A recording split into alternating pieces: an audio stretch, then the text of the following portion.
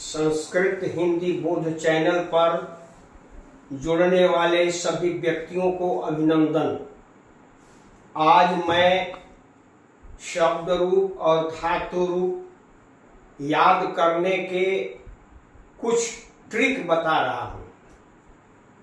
लड़के शब्द रूप और धातु रूप याद करने में कठिनाई महसूस करते हैं, रटने में उनको दिक्कत होती है। तो कुछ ऐसे ट्रिक हैं जिसके द्वारा बच्चे बहुत जल्दी शब्द रूप को जान जाएंगे और याद भी हो जाएगा, और संधि 1 मिनट में वे जान जाए कि कौन संधि है। इन तीनों के बारे में आपके समक्ष मैं अपनी बात रखता हूं। धातु रूप जो होते हैं, धातु रूप पहले शब्द रूप के बारे में बता रहे हैं। शब्द रूप में जैसे प्रथमा विभक्ति है, प्रथमा, द्वितीया, तृतीया, चतुर्थी, पंचमी, षष्ठी,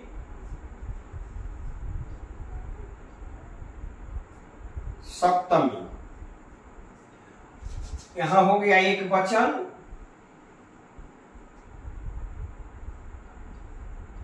द्विवचन, बहुवचन। अब ध्यान देना है कि तृतीया के द्विवचन में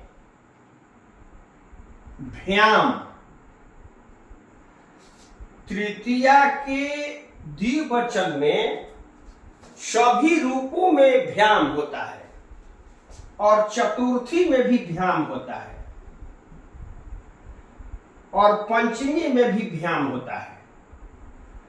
तो वो किसी भी रूप में 10, 20, 50 जो भी रूप हैं, सब में तृतीया के द्विवचन, चतुर्थी के द्विवचन और पंचमी के द्विवचन में भ्याम भ्याम होते हैं। तो ये बच्चा को याद हो जाएगा, रटने की बातें नहीं है। और तृतीया, चतुर्थी या पंचमी, यह हो गया पंचमी, चतुर्थी और तृतीया। अब षष्ठी में जो है ओह लगता है, ओह। षष्ठी और सप्तमी के द्विवचन में ओ होता है। जैसे बालकौ बालकौ बालका, बालकम बालकाउ बालकौ बालकान, बालके न बालकाभ्याम बालकै, बालकाय बालकाभ्याम बालकेभ्यः, बालकात् बालकाभ्याम बालकेभ्यः, बालकस्य बालकयो, यो होता है। और बहुवचन में जो है इसमें होगा, तृतीया में भी होता है और भयः भी होता है। ज्यादातर शब्द रूपों में भी भय होता है, तृतीया बहुवचन में, और भी होता है। इसमें भय होगा, चतुर्थी में भय, पंचमी में भय। षष्ठी में जो होता है नाम, आश्राम, ये दोनों होता है। नाम और श्राम प्रायः शब्दों में यही होता है। देवानाम, लतानाम, पशु नाम, ऋषि नाम, इस तरह से मुनि नाम। और इसमें जो है सु होता है, सु, ये चाहिए सु। जैसे बालकेसु, लतासु, देवेसु, मुनिसु, साधुसु। तो 1, 2, 3, 4, 5, 6, 7, 8, 9, 10 ठो रूप उसको तो सही याद हो गया, रटने की बातें नहीं है। और बात यह है और कि इसमें प्रथमा के एक वचन द्वितीया के एक वचन, तृतीया के एक वचन, चतुर्थी के एक वचन, पंचमी एक वचन, षष्ठी और सप्तमी एक वचन। इसमें थोड़ा सा जानना होगा, कहीं कहीं अंतर होता है। जैसे बालक में यहां बालक होगा, बालक हो जाएगा, मुनि का होगा तो मुनि ही हो जाएगा, यहां हो जाएगा बालकम, आया हो जाएगा बालके न, आया हो गया बालकाय, यहां हो जाएगा बालकात, यहां हो जाएगा बालकस्य, यहां हो गया बालके। कहने का मतलब है कि 1 2 3 4 5 6 7 इन रूपों को थोड़ा देख लें, और ये तो स्वयं सब में याद हो जाएगा इसी तरह से, इसमें भी याद हो जाएगा। और द्विवचन में और बहुवचन के 2 में यह जानना होगा, कहीं कहीं थोड़ा सा बदलाव होता है, तो ये लड़के जान लेंगे तो शब्द रूप याद करने में कोई कठिनाई नहीं है, बहुत जल्दी वे रूप को याद कर लेंगे। तो यह शब्द रूप के बारे में मैंने बता दिया। अब धातु रूप के बारे में बताता हूं।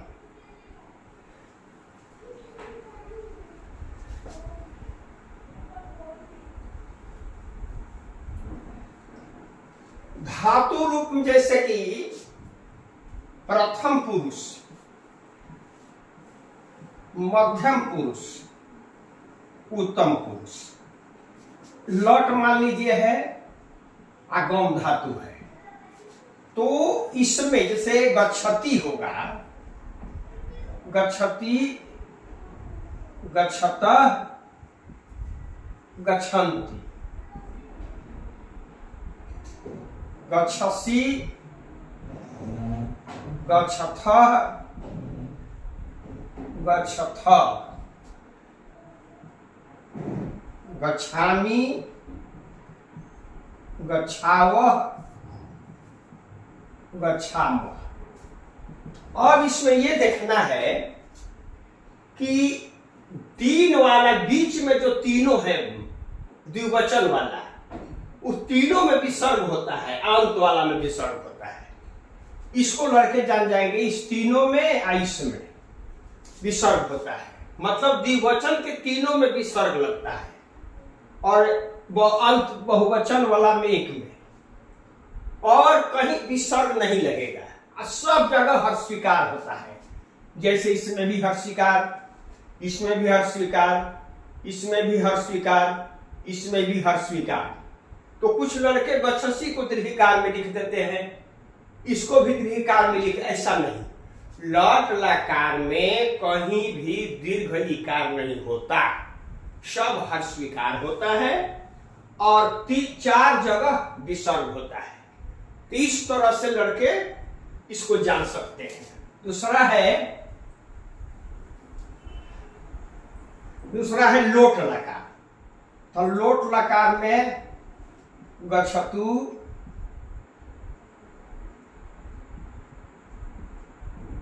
गच्छताम, गच्छन्तु, गच्छ, गच्छतम, गच्छत,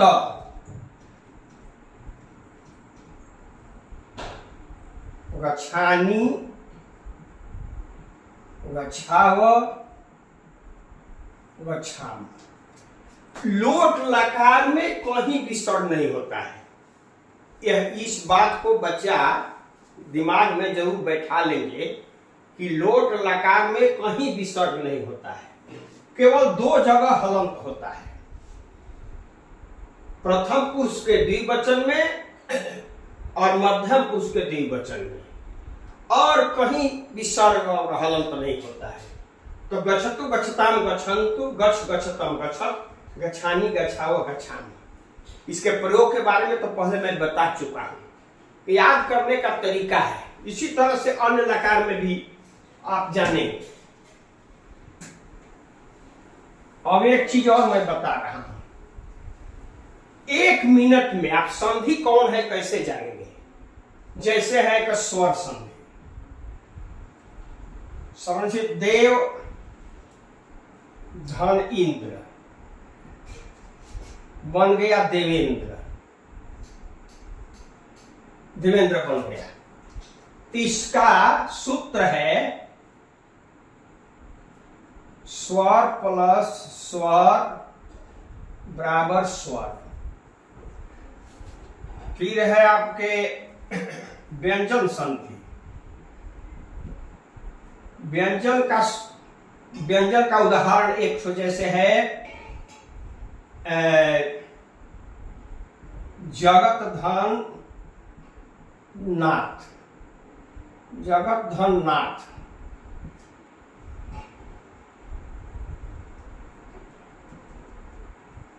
जगन्नाथ। तो इसका सूत्र होगा व्यंजन प्लस व्यंजन बराबर व्यंजन। दूसरा है जगत धन आदि, जगदादि। इसका सूत्र है व्यंजन प्लस स्वर बराबर व्यंजन। व्यंजन विसर्ग, जैसे पुनः धन अपि, पुनरपि। इसका सूत्र है विसर्ग प्लस स्वर बराबर विसर्ग।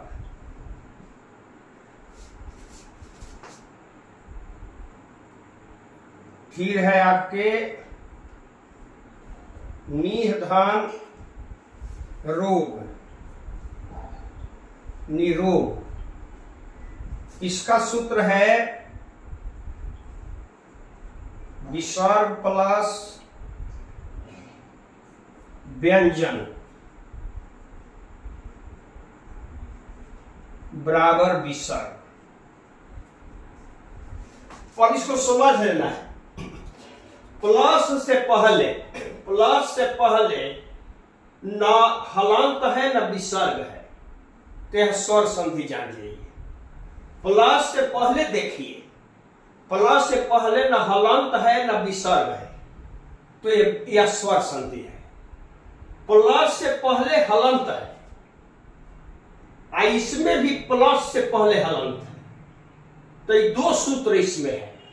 एक व्यंजन से व्यंजन, जगत में तो व्यंजन है न व्यंजन है, तो जगन्नाथ बन गया। इसमें व्यंजन व्यंजन प्लस व्यंजन, इसमें व्यंजन है तब स्वर है, लेकिन प्लस से पहले हलंत है, इसमें भी हलंत है, तो जगदादि बन गया। तो यह व्यंजन संधि की पहचान है कि प्लस से पहले हलंत, यहां भी हलंत, मुख्य पहचान है।